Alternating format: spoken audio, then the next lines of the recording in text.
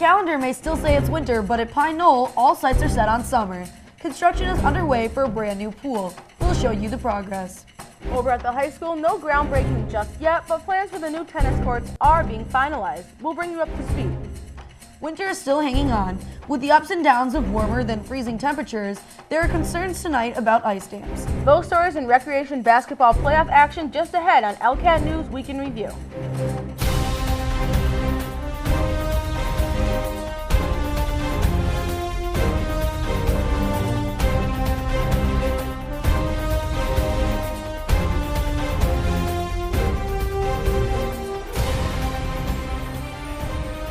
Good evening. I'm Yasmin Najib.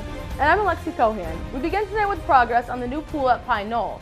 Snow may be still on the ground, but construction is well underway. Back in October, voters approved additional funding needed to get the project done. Tonight, ELCAT takes you into the construction zone. We are essentially in week one of deconstruction of the pool project, and as you can see behind me, there's not much left of the old Pine Knoll pool. Recreation Director Colin Drury says it's go time for the Pine Knoll pool. Despite the cold temperatures, demolition crews have been hard at work. The old 58-year-old pool is now history. So what they've already done is they cut the deck that's going to be taken out. They cut the top of the pool and kept the couple of walls that are going to be needed for the structural aspects of the new pool. Make no mistake, this harsh winter did delay groundbreaking. Yeah, we were supposed to start about 2 weeks ago. And because we got that big 12-inch storm and then a couple days and then more storms, right before school break, all the kids got that Thursday and Friday off. Well, these guys were supposed to cut that Monday, so it kind of blew that start off. But, we were already at a completion date before the start of June, so, those little 1 week setbacks, shouldn't be an issue with the completion of the project and opening up for Pine Knoll this summer. There is a tight deadline. Drury says this stage must be complete in less than a month. They need to have a structure by the beginning of April, ready for the gutter guys to essentially come in, which apparently there's only 3 companies in the country that actually do it, so it's very hard to schedule them. So these guys behind us are working on a pretty tight deadline, and they really need to get it done, which I'm sure they will, because we're starting this project in early March. I'm sure you could see my breath, so it's pretty cold. They're working with some ice heaves and stuff, but they said that things have been going pretty good. The total cost for the new pool, just under $700,000. Money that's coming from the Community Preservation Fund and money that was approved by voters during the last town meeting.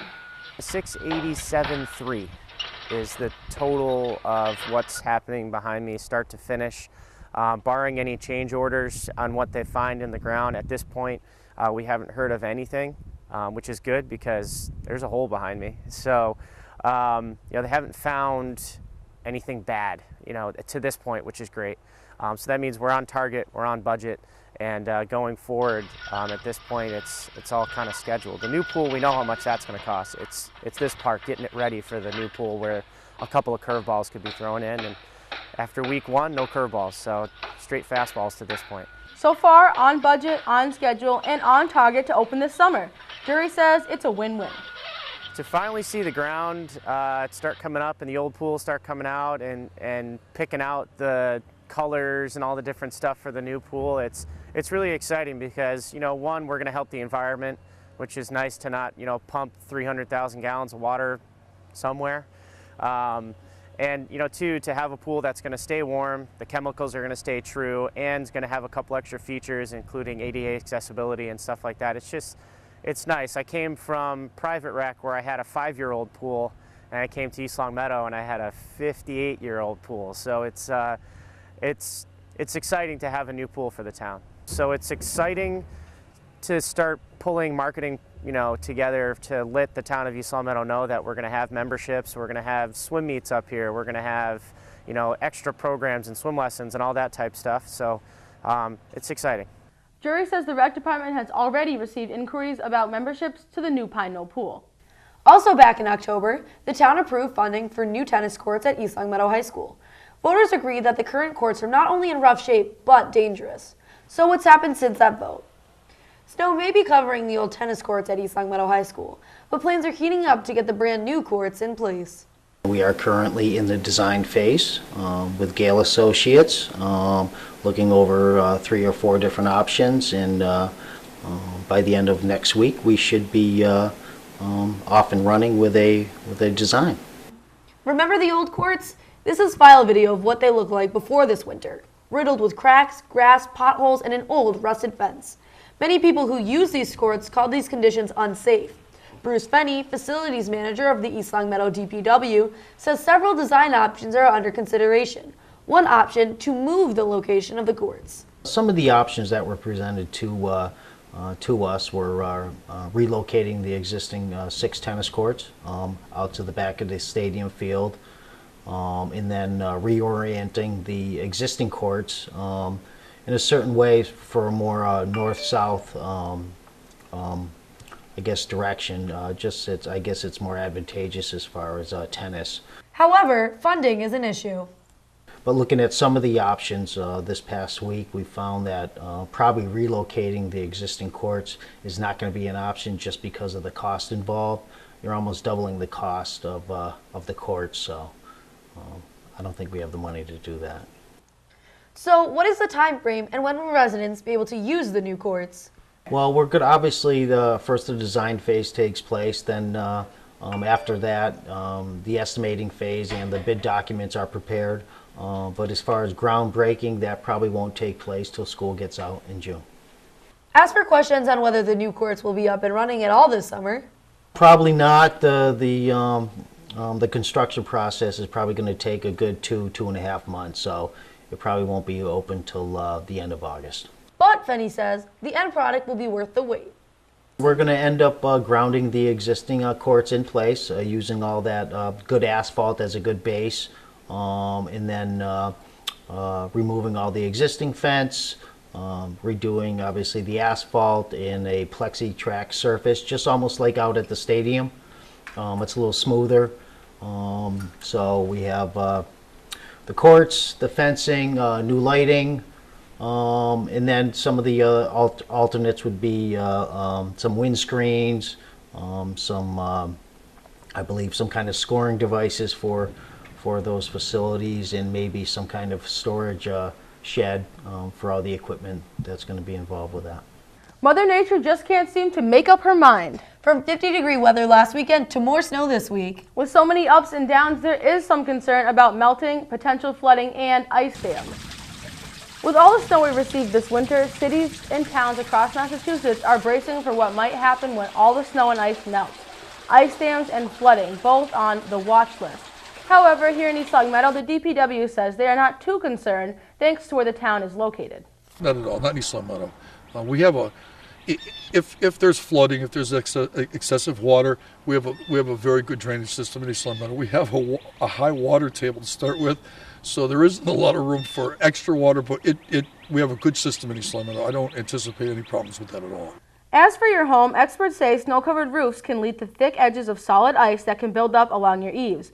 Ice dams can tear off gutters, loosen shingles, and cause water to back up and pour into your house. Those same experts, however, said do not try to chip away at an icy buildup. Do pull off existing snow with a roof rake and make sure storm drains are clear of debris. In tonight's Health Watch, daylight savings time is now in effect. Last Sunday, we sprung ahead 1 hour so that, according to our clocks, the sun rises 1 hour later. And on the flip side, it sets 1 hour later in the evening, giving us more daylight later in the day. Doctors say daylight savings may also help a condition called seasonal affective disorder, or SAD.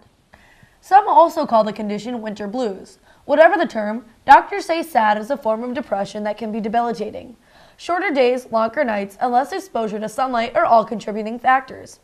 The Centers for Disease Control and Prevention say as many as 20% of people in the U.S. are affected by SAD. Now that days are getting longer, a new study shows that there are ways to feel better sooner. The Academy of Family Practices has these tips. Take advantage of the extra sunlight and exercise outdoors if possible without sunglasses. Exercising increases the body's endorphins and fights depression. Eat a healthy diet. Researchers say food has a tremendous effect on your mood and energy. Finally, get at least 7 to 8 hours of sleep each night. Also in health news, researchers say they've developed a blood test for Alzheimer's disease. The new study says the test can predict with astonishing accuracy whether a healthy person will develop the disease. The study, published in the journal Nature Medicine, says much work needs to be done, but the hope is that the test will someday be available in doctors' offices. Right now, the only way to predict Alzheimer's is through things such as PET scans and spinal taps, which are expensive, often unreliable, and sometimes risky. The author of the new study calls the finding a potential game changer in the treatment of Alzheimer's disease. Turning now to how to keep pets healthy, A.W. Brown hosted a rabies vaccination clinic over the weekend.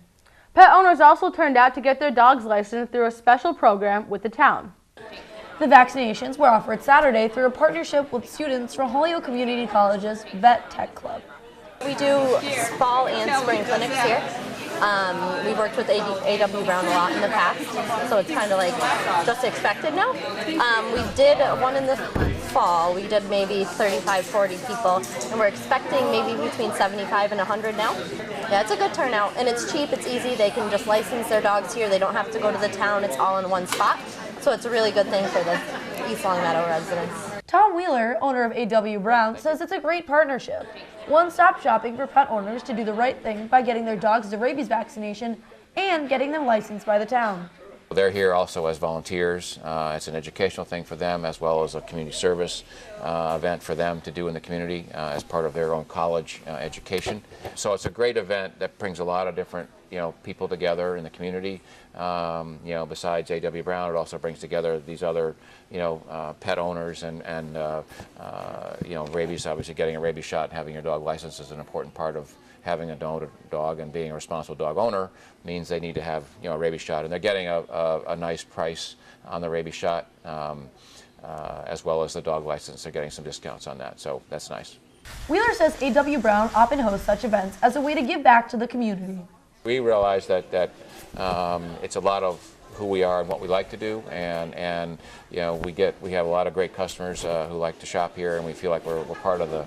We've grown up in the community with a lot of people. We've seen, little kids grow up and they can become big kids, and they stay in town and live here and have pets and animals and gardens and all those kind of things. So it's nice that we can be here and be, more than just a retail store. We can be a resource for information or events or just trying to help, East Longmeadow be a fun place to live and raise a family.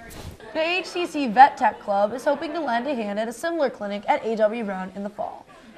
Organizers from the East Longmeadow Bark Park also helped out at the weekend clinic. They also hope to get more information out about the park, which is located at Heritage Park right across from the Stop and Shop Plaza.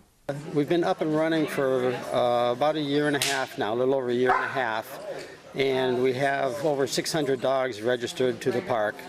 So it's very active. There's dogs and people there, of course, almost all the time. So it's a good place to socialize for humans and for dogs. He says with such success, the Bark Park group could use additional volunteers.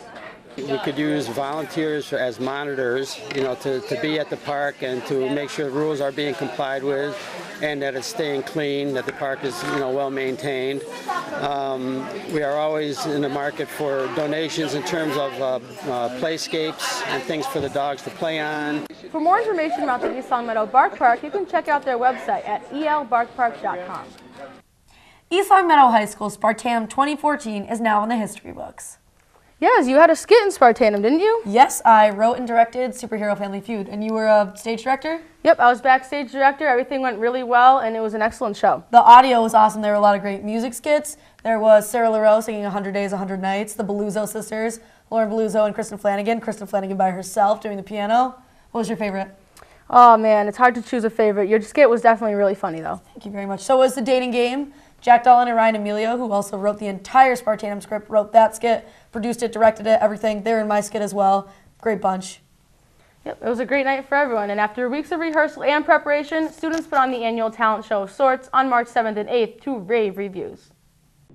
Each year, Spartanum draws students, teachers, and all members of the community forward to see the hard work and talent put forth by East Longmeadow High School students. This year was no different. With a superhero theme, Spartanum entertained the audience with 2 shows on Friday and Saturday night.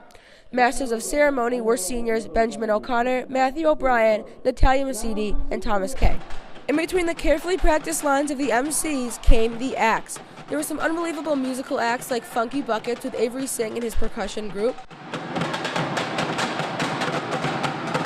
the Beluso sisters, Caitlin, Mary, and Lauren.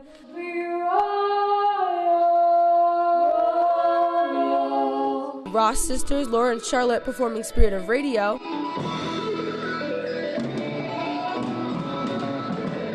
Kristen Flanagan on the piano.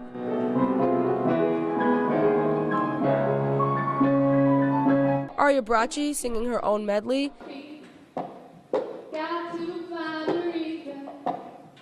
And Sarah Lareau singing a jazz number.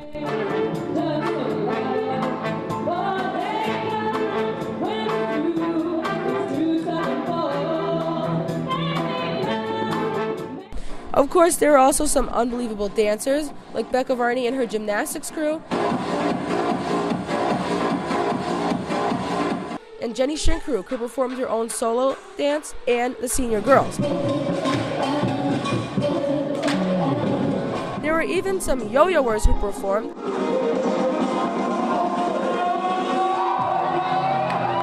and some video clips which involve some teachers.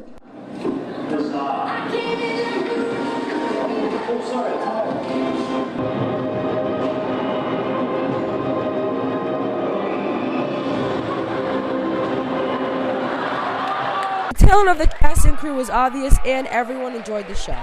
Now on to sports teams. It's in-between seasons for the Spartans, but there's still a lot of exciting rec basketball action to report. ELCAT cameras were there to record the kickoff of the high school boys playoff game earlier this week. Here's a recap. Boys Rec High School playoff action kicked off last Sunday with 4 games. First, it was Team Phillips in gray versus Team Skivington in dark blue. A close matchup, but Gray pulled it out, taking the win 67-53. Next up, Team Gallant in light green took on the yellow Team Kosoki. With one of the closest matchups of the night, it was a nail-biter until the very end. Green got the win by 1 point. The final there, 49-48. Then, the third lineup of the night with the purple Tersh team going up against the DeMario Pink. Tersh kept it tight for a while, but the Pink team took the win 72-50. Oh my goodness. Next, Team Dalton in green faced off against Team Brown, decked out in maroon. Again, another close matchup with a lot of back and forth. Brown, however, takes the win with a final there of 49-42. Finally, the night ended with Team Olin in orange, who faced Team Douglas in black. Only 6 points separated these two teams in the end, and after a hard-fought battle, Team Douglas took the win 52-46. On Tuesday night, on to the second round of March Madness Rec playoffs, here's a look at the results. Team Culhane knocked off Team Phillips. The Pink team, Team DeMario, defeated Team Gallant. Team Maloney beat Team Brown, and Team Douglas in black upset number 1 ranked Team Fazzino. As of airtime, playoffs continue. Stay tuned to next week's broadcast, when we'll have a complete wrap-up. ELCAT will be there for the upcoming boys and girls high school championship games. Stay tuned to ELCAT next week as we bring you the results. Well, that'll do it for us tonight. Thanks for watching ELCAT News Week in Review. I'm Alexi Cohan. And I'm Yasmin Najibi. Good night.